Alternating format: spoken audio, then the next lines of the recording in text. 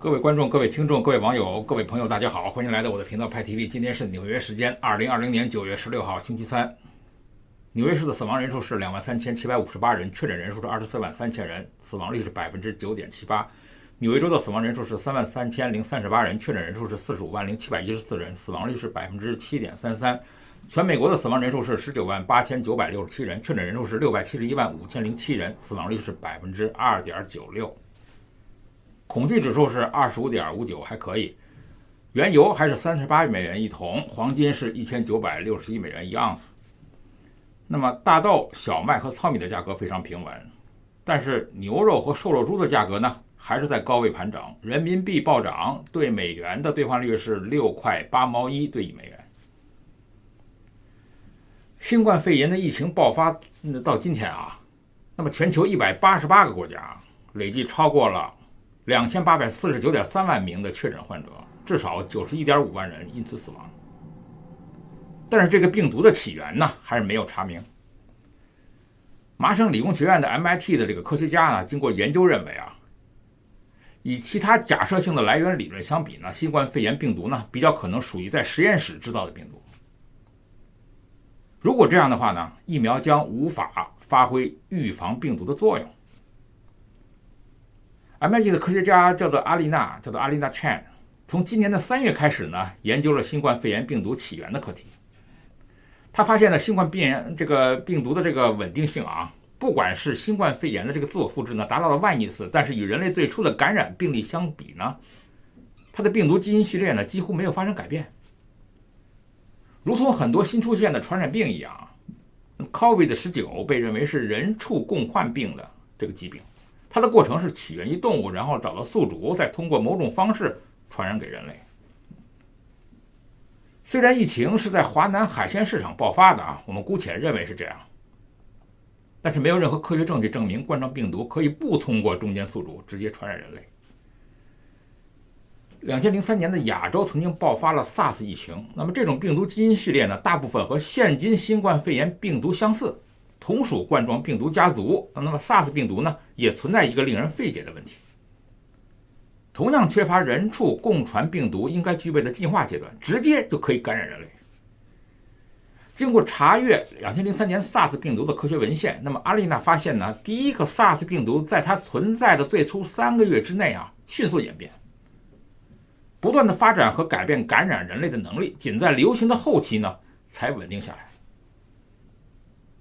经过对比新冠肺炎和 SARS 两种病毒进化过程呢，阿丽娜认为啊，今天的冠状病毒看起来更像是晚期的 SARS 病毒，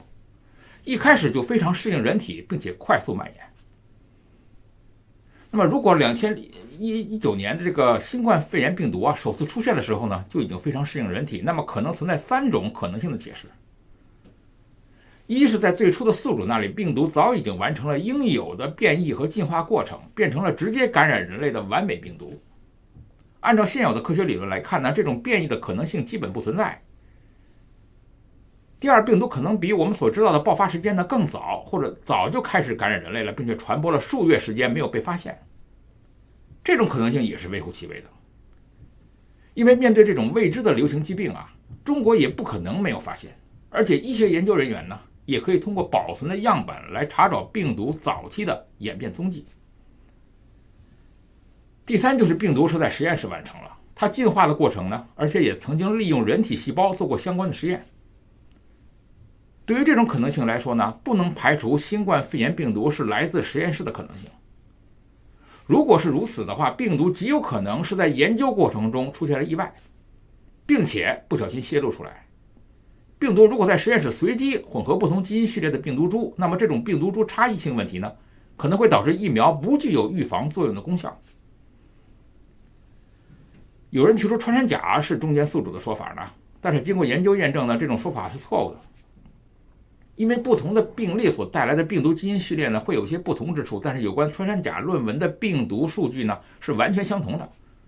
而且今年6月呢，有医学研究称没有发现野生穿山甲感染新冠肺炎病毒。关于数字货币的某些传言呢，引起了一些焦虑，尤其是对于钱比较多的人。那么数字货币已经说了不能换美元和黄金，这种说法呢，至今为止呢，并没有人来辟谣。但是官方消息又说，数字货币和人民币呢，它的纸币可以互换，所以电子货币呢，看上去像是韭菜币或者是电子粮票。那么这意味着什么呢？第一，那么就意味着以后的纸币啊，也不能兑换美元和黄金。第二，纸币呢会被限制或者强制兑换为数字货币。在中国推出数字人民币之前啊，数字货币通常呢是指去中心化的区块链货币，比如比特币，它的特点就是匿名、自由，发行量完全由算法决定，任何人无法篡改。那么如今要推行的人民币数字货币呢，和以前的数字货币呢，其实是完全不同的两种东西。正如今天我们叫小姐和古代叫小姐不是同一类人一样。数字货币啊，它最让人焦虑的是啊，它随时可以变成新计划经济下的粮票、布票、房票、旅游票、学费票、医疗票、养老票。设想一个这样的时代啊，你不能用看病的钱去买车，也不能用买房的钱买家具。那么无论你有几个亿，你一个月用于吃饭的钱呢，不能超过5000块。你会喜欢自己的钱被别人捏着，不能随便用的消费体验吗？没人喜欢被计划分配的生活，当然越有钱的人呢，越不喜欢。那么任何计划啊，都是不可能真正控制的，因为有一种交易呢，叫做私下交易。在40年前的计划经济时代啊，也是有市场存在的，大家私下可以相互交换1斤粮票啊，比如卖2毛钱，几个鸡蛋呢也可以换粮票和布票。那时候有一种职业呢，叫做偷鸡倒把，那么用现代的话说呢，叫做扰乱市场秩序。有一种叫做偷鸡倒把的人，挨家挨户的问有粮票卖吗？有布票卖吗？有邮票卖吗？然后他收购各种的计划票，倒卖给需要的人，这就是计划经济时代的证券交易。还有一种偷鸡倒把的人呢，是把某个地区多的物资卖到别处，把双轨制下的卖给国企的物资弄出来卖给私人，这就是当年的内循环下的市场经济。无论怎么卖来卖去，都在国内循环。内循环啊，不足以解释物资需求的时候呢，就会催生另外一种生意——走私。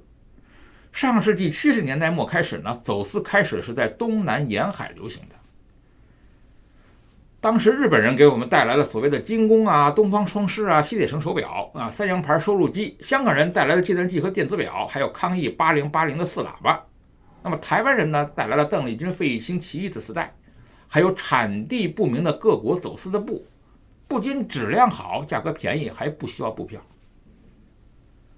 虽然走私啊是被视为一种违法行为，但是对于国家而言呢，走私也是打破敌对势力封锁卡喉的有力措施。比如抗美援朝时间啊，整个西方世界对中国实现了物资禁运。志愿军用的各种救命药物、医疗器械紧缺，军队用的钢材、石油、橡胶紧缺。那么霍英东先生呢，挺身而出，冒着种种危险走私。那么往大陆呢运输了物资，打破了西方国家的物资封锁，在关键时刻呢为抗美援朝提供了强大的支持。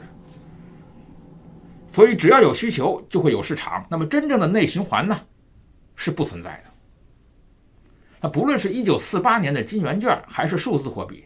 一旦失去了大众的信任呢，总会有别的东西来代替它。民国的时候，法币金圆券的时刻飞跌，民间的合同都是这样写的：甲方支付乙方稻谷多少斤，稻谷就是比法币和金圆券更可靠的货币。现在在委内瑞拉，最受欢迎的货币就是美元和方便面。美元全世界人民都喜欢，方便面大家都可以拿来吃。那么在苏联解体以后呢，卢布曾经飞跌到一文不值。那时候苏联呢有一种替代货币叫做伏特加。那么伏特加是有货币的各种特点，容易保存，便于交易，难以造假，不仅保值，也有不可代替的实用价值。2019年的3月，苏丹啊，他发布了总统令，禁止任何个人在银行之外储存大量的金钱。如果你在家里存放超过100万苏丹镑，大约2万美元，就构成了违法。也禁止任何法律实体储存500万苏丹镑，大约10万美元，以上的现金囤积、运输和使用美元之类的外国货币呢，也是违法和犯罪。但是禁令越严，那么苏丹人民呢，越要多囤现金，而不是存到银行，因为大家都知道啊，存在银行的钱和存在自己家里手里的钱是不一样的。在黑市，美元的交易更是频繁，本国的钱信用越差，人们就越喜欢美元。如果有一天大家觉得这个纸币和数字货币都不好用，那会用什么东西来代替呢？不需要担心这个问题。那么人民的智慧是无穷的，到时候呢，总会有各种各样的办法的。那么也许比特币呢还会飞涨，那么人们觉得那才是真正的数字货币。在过去半个世纪里啊，以8个诺贝尔物理学奖、12项发明为代表的研究成果呢，奠定了半导体的科技。那么要支撑半导体的技术顶层应用呢，从材料结构、器件到电路架构、算法、软件，缺一不可。从沙子到芯片，总共有6000多道工序，前5000道工序呢，是从沙子到硅晶片。中国12英寸的硅晶片呢，基本依来即口，无法自主生产。那么半导体芯片呢，还有19种必须的材料呢，大多数呢具有极高的技术壁垒。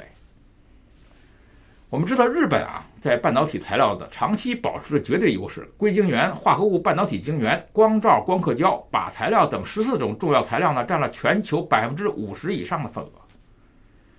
像光刻胶这样的材料啊，有效期仅仅为3个月，那么中国企业想囤货都不行。目前国内的这个芯片制造领域，所有的化学材料、化工产品几乎全部都依赖进口，所以迄今为止，半导体领域有8个诺贝尔物理学奖、12项发明，绝大部分来自于美国。那么美国的半导体研发的特点呢，就是自下而上，从半导体物理、材料结构器件啊，逐步上升到应用层面。专业设置和人才队伍呢是非常完整的，而中国恰恰相反，是自上而下，优先关注的应用层面，比如集成电路啊、人工智能啊，然后才开始局部往下延伸。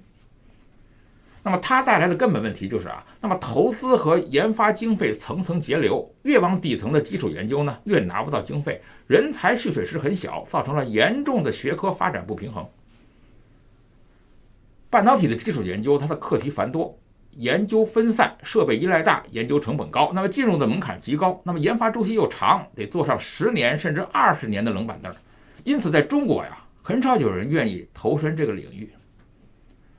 所以目前中国工业界普遍认为啊，不需要基础研究也能发展半导体的产业，这是错误的。因为会设计啊，根本不代表掌握了核心技术，一旦受到了设备、软件、材料等封锁，就立刻陷入了被动。那么以铜来替换铝，那么高 K 的绝缘层啊、绝缘衬底 SOI、应变的硅技术，那么环绕的山级晶体管等等，那么延续摩尔定律的重大发明呢，是大量的基础研究的成果，全部都是在美国公司提供的 EDA 软件和工艺设计套件 PDK 里。你反观中国呀，从来就没有建立起独立的半导体专业体系，如今呢，却有很多的新兴学科声称与半导体相关，实际上呢，根本无法支撑半导体基础的研究。所以导弹卫星发射呢又下来了，遭遇多次失败呢，已经引起了外界的高度关注了。9月12号13点02分，当时中国在酒泉卫星发射中心呢，用快舟1号甲运载火箭发射了吉林1号高分 02C 卫星，火箭飞行出现异常，发射任务失利，具体的这个原因呢还在排查中。但是呢，从2020年以来呢，中国已经接连在3月、4月、7月出现了火箭升空失败事件，甚至他从青海、浙江向南海发射4枚东风导弹呢，最后只有2枚到达。那么加上这次快舟甲的升空失败，那么今年的中国运载火箭的失败率似乎太高了，是不是因为它的控制芯片出问题了？目前当然还在观察，那么很大可能是这样的。那么可信的声音是认为啊，坠毁在广西的导弹残骸呢，实际是东风26的2级残骸。当然了，由于这个中国它发射这个导弹啊，它属于机密信息呢，那么是不管是2枚还是4枚，虽然美国发现的是4枚，目前外界是难以判断的。但是不论如何，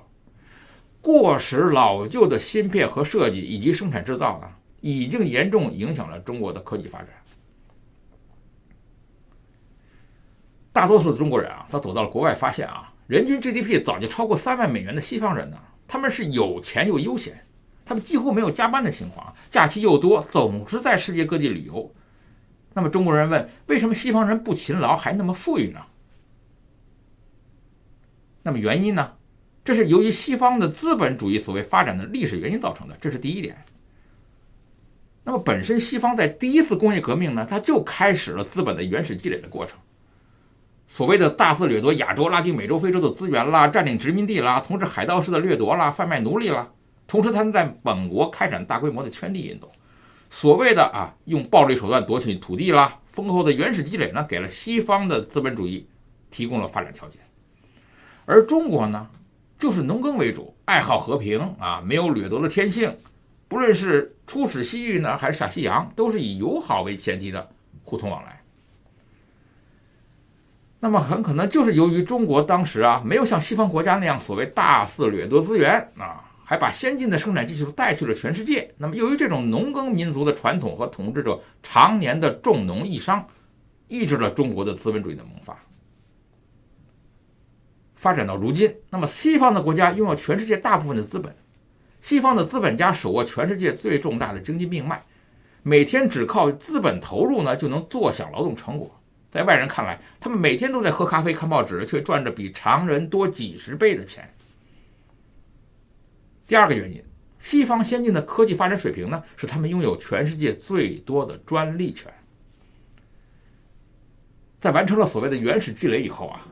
西方的资本家就建立起了完善的工业体系，那么开始创造品牌效应了。各种专利权、商标权使西方国家在贸易上形成了垄断的优势。那么西方的法律对专利权、著作权的保护程度呢非常高，那么也让西方人因此受到了鼓励。那么他们更看重了科技技术，而不是重复性的机械工作。正是由于西方政府呢一直对科技水平的重视呢，让西方的科技水平不断发展。那么世界上大多数的高科技产品的专利权都在西方，任何国家只要使用这些技术就要缴纳专利费，包括中国。因此我们看到西方人的优先是建立在先进的生产技术水平上的。那么对专利权的保护呢，让他们生活一劳永逸。那么对于所谓中国的这种每天工作进行重复大量机械的这个工作的专业呢，只是为西方做嫁衣而已，迟早呢是要被淘汰的。第三点在西方的所谓的资本主义国家呢，是为了保证市场的经济繁荣不管是资本家还是政府，都会向人们宣扬消费主义的思想。请注意消费主义是西方被认为是一种道德它不同于中国人眼中的不让浪费消费是一种光荣。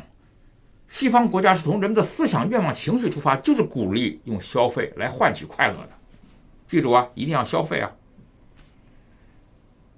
那么这种理论呢，用消费救国呢，来鼓励人们消费，来挽救各种低迷的市场。所以呢，在金融上也做了很多创新。那么我们熟知的这种按揭房贷车贷信用卡都是西方为了拉动消费需求、提高整个社会福利而发明的。那么这些金融措施不仅让西方的普通人能提前享受到各种福利政策，也让资本家手上的资金更加充裕。那么整个西方国家的资金链呢，就能够更加充盈的流动。那么钱生钱，自然西方人就越来越富裕。而中国自古以来的概念呢，就是要脚踏实地啦，勤勤恳恳啦，切不可提前花销啦。许多老人一辈子舍不得吃喝，勤俭节约，有了钱后存入银行，更有人把钱放在家里锁起来。那么钱就没有升值的可能，随着通货膨胀，守在身边的钱财也会逐渐失去价值。想一想，你的爸妈是不是这样的？所以西方国家的财富观念是不同于中国的保守观念。他们是在拥有10%的财富的同时呢，敢于提前消费100%的生活。这就是为什么西方人看起来更富裕的原因。当然第四点，工作的观念不同，西方人呢也并不是不勤劳。西方人虽然有各种各样的假期呢，他们一年四季呢都能去全世界旅游的。那么生活中大多数的西方人看起来都是非常懒散。在西方国家呢，他们倡导的工作概念呢是效率第一，而不是形式主义。西方人呢，并非不勤劳，他们的工作时间虽然短，但要求要聚精会神，高效的完成任务。很多大学教授啊，都会自我要求上课不能喝一杯水。科研人员在工作的时候呢，常常会规定自己不能用手机、玩电脑，全力以赴完成工作。所以在西方啊，加班是效率低下的表现。能在工作时间完成的事情，为什么还要占用私人的时间来完成呢？而亚洲，那么有着典型的加班文化，这种加班文化强调的就是不停歇的干活，却不管如何去干。那么一名公司的员工即使下班已经完成了所有的工作的内容，那么还是只要看到同事没走，老板没走，自己也不敢下班，只好待在公司里浑水摸鱼。那么长此以往，就算上班8小时的时间内能够完成的工作呢，员工也会消极怠工，不然加班没有事情做，就显得自己不够勤劳。更为讽刺的是呢，很多企业的老板呢，对于员工的升迁呢，做绩效考核的时候呢，也要把加班作为一种考核的标准列入其中。